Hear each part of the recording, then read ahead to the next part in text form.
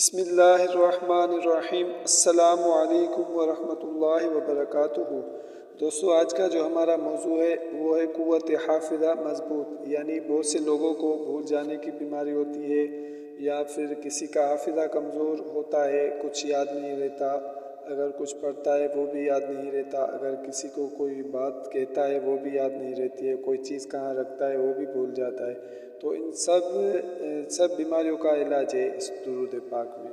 انشاءاللہ یہ مختصر درود پاک ہے، تو ہم اس کو پڑھنا سیکھیں گے، آج یاد کریں گے اچھی طرح۔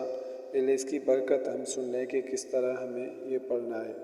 اگر کسی شخص کو نسیان یعنی بھول جانے کی بیماری ہو تو وہ مغرب اور عشاء کے درمیان اس درود پاک کو کثرت سے پڑھے، انشاءاللہ عز و جل حافظہ قوی ہو جائے گا۔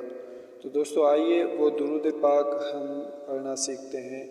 آپ بہت ہی دھیان سے سنیے گا اور بہت ہی اچھی طرح یاد کر لیجئے گا۔ بسم اللہ الرحمن الرحیم۔ اللہم صلی وسلم وبارک علی سیدنا محمد النبی القامل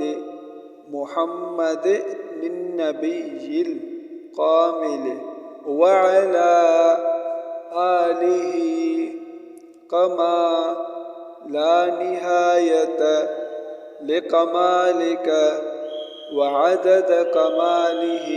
دوستو مختصر درود پاک ہے، آپ اس کو یاد کر لیں۔